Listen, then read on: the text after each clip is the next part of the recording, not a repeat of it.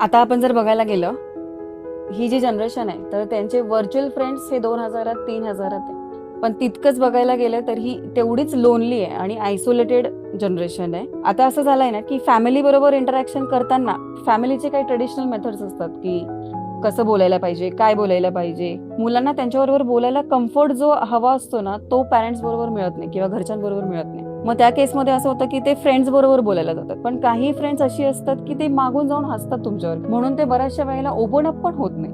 मग open up न झाल्यामुळे काय होतं की ते आयसोलेटेड आणि विचार त्यांचे जास्त वाढलेले असतात. सो लोनलीनेस जो हा फॅक्टर आहे हा ह्या मुलांमध्ये जास्त बघायला मिळतो. आजकालचे जे पॅरेंट्स आहेत ते ऑब्व्हियसली इन्कम म्हणजे इकॉनॉमिकली स्टेबल होण्यासाठी त्यांना सर्व्हाइव्ह करावं लागतंय किंवा एज्युकेशन पद्धत. सो याच्यासाठी पॅरेंट्स आपल्या आपल्या पद्धतीने आपला स्ट्रगल चालू आहे, पण त्या केसमध्ये कनेक्शन कमी होत चाललंय, बहुतेक कुठेतरी ते मिस होतंय. म्हणून ही सगळ्यात लोनली जनरेशन आजच्या स्टडीमध्ये